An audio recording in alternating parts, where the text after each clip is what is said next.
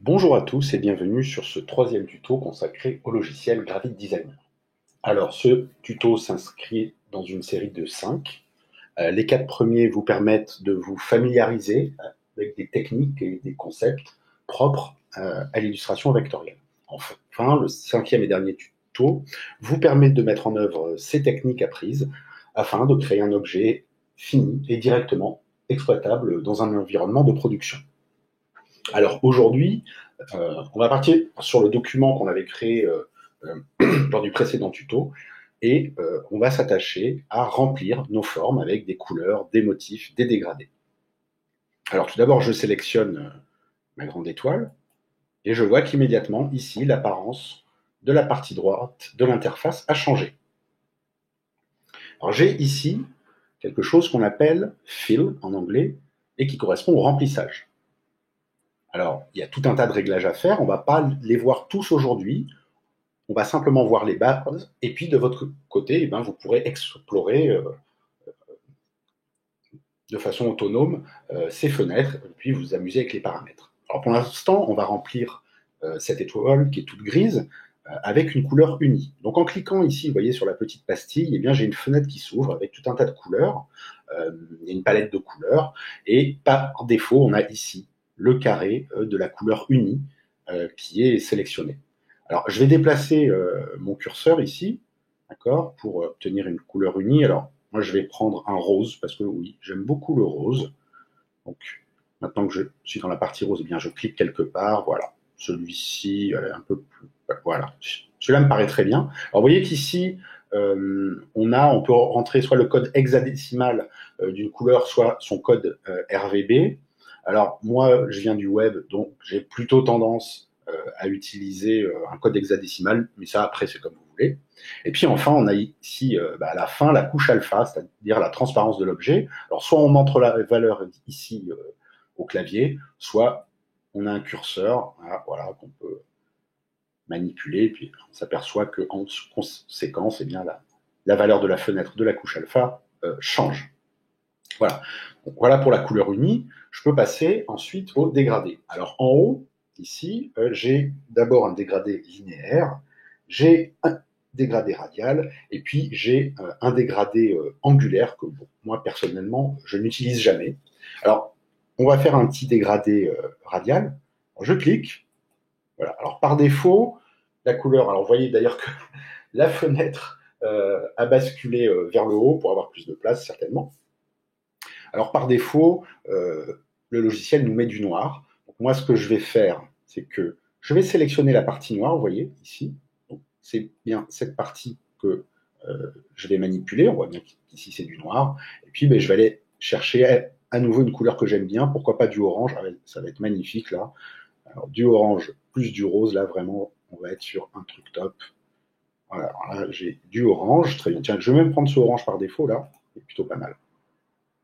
OK.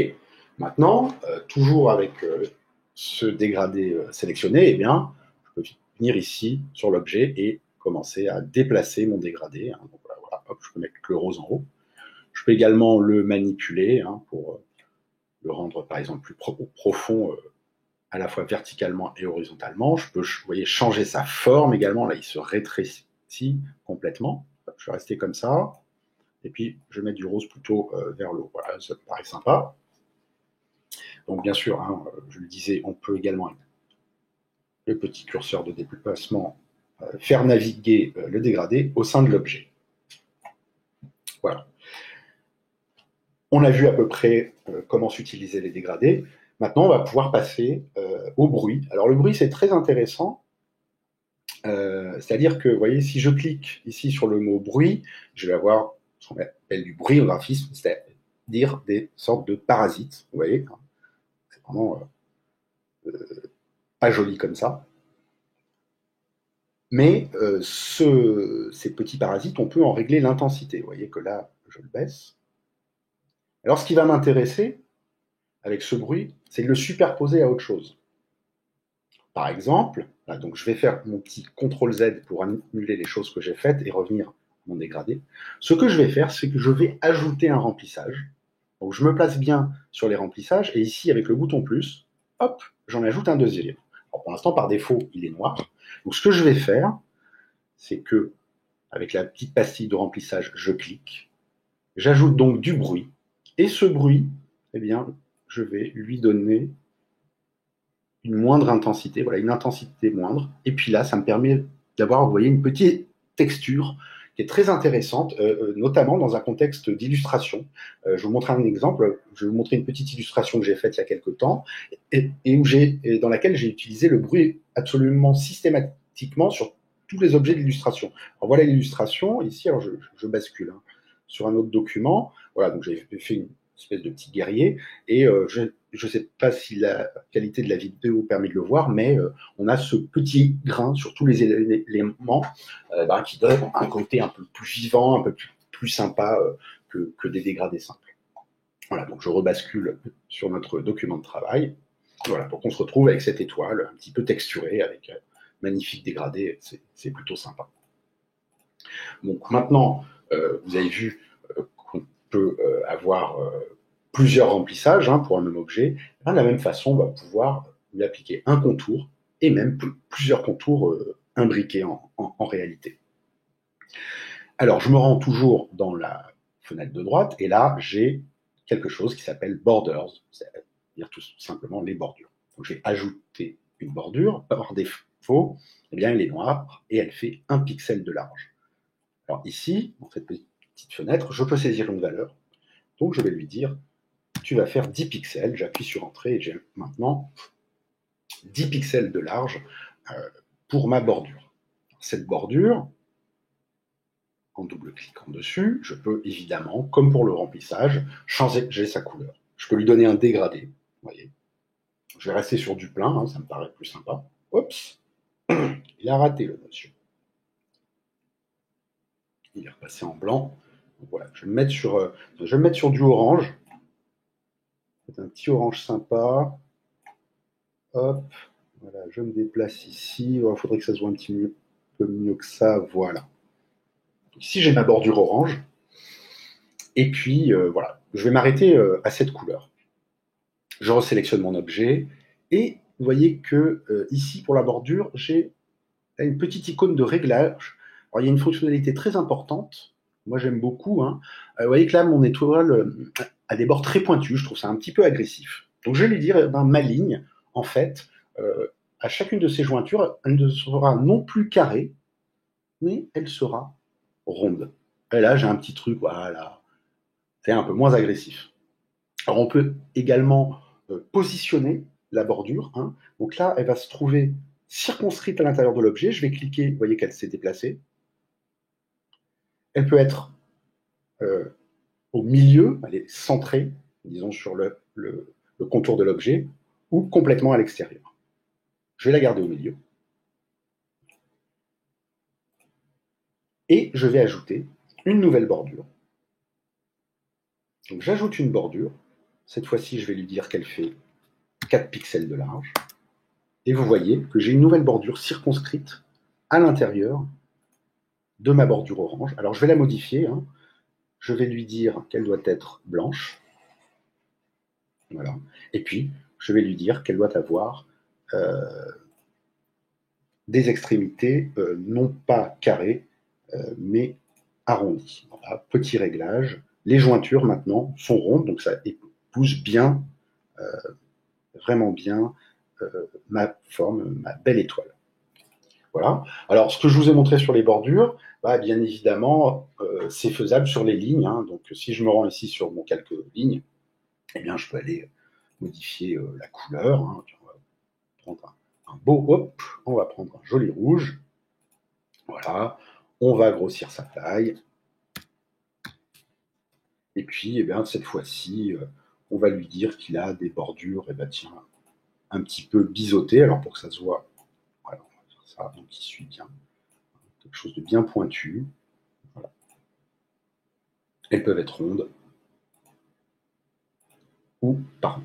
Ah non, mais excusez-moi, j'étais en train d'agir sur les jointures. Il faut que j'agisse sur, voilà, il faut que j'agisse en réalité sur la fin. Voilà, c'est ici qu'on peut agir sur la fin des lignes. Ok, bon, je pense qu'on a vu à peu près l'essentiel des couleurs. Maintenant, on va passer au remplissage des formes par les motifs. Alors, je ne vais pas détruire mes remplissages précédents, je vais simplement en ajouter un. Ici, toujours avec la petite pastille de remplissage, eh ben, je vais aller chercher, ici, on a quelque chose qui s'appelle texture. Alors, il va s'agir d'importer une image dans le logiciel qui servira de fond à la forme. Et cette image, c'est une image bitmap. Ici, on crée du vectoriel. Là, on va introduire du bitmap. Alors, attention, Gravity Designer ne permet absolument pas de modifier du bitmap. La seule chose qu'on peut faire, c'est éventuellement le recadrer, le positionner, mais on n'a aucune fonctionnalité bitmap. On est bien dans un logiciel d'illustration purement vectorielle. Donc, en cliquant sur texture, voilà, vous voyez que j'ai... alors, excusez-moi, c'était pas la texture, c'est plutôt... Oui, si, non. Oui, c'est ici. Ah, voilà, excusez-moi. Par défaut, il m'a mis ça, mais je me dis, j'ai loupé quelque chose, je peux aller choisir mon image. Parce que le damier, bon, c'est sympathique, mais moi, c'est pas ce que je voulais. Donc, en faisant Choose Image ici, il m'ouvre mon explorateur de fichiers et je me suis préparé une petite texture de bois que j'ouvre. Et voilà, j'ai une magnifique texture de bois au sein de ma forme. Alors, vous voyez que je peux, en réalité, agrandir cette image, baisser. Et puis, surtout, je vais avoir la possibilité d'agir également sur sa transparence. Alors ici, j'ai la couche alpha, vous voyez. J'entre une valeur numérique, 50%, ancré, et maintenant, j'ai le bois dégradé avec un petit peu de bruit, et j'ai mon produit fini avec donc 2 bordures et puis 3 remplissages. Ouais, je trouve ça très joli. Je crois que je vais m'en faire un badge et puis je vais aller au boulot lundi comme ça. Voilà. On en a fini aujourd'hui avec les propriétés des objets. Bon, bien sûr, on peut aller plus loin. Je vous invite à explorer le logiciel. Donc, maintenant que vous en savez un peu plus, vous pouvez être un peu plus autonome, expérimenter par vous-même. N'hésitez pas surtout à manipuler, à faire des trucs. Bon, même si c'est moche, c'est pas bien grave. C'est comme ça qu'on apprend. Eh ben, on en a fini pour aujourd'hui. Et donc, eh bien, la prochaine fois, pour le 4e tuto, eh ben, on va s'attaquer aux combinaisons de formes. On verra qu'au-delà des formes basiques, on peut aller beaucoup plus loin et faire des choses vraiment très complexes. Alors voilà, écoutez, bossez bien vos formes, bossez vos couleurs, bossez vos textures. On se retrouve donc la prochaine fois pour les combinaisons de formes. Voilà, ciao, bossez bien.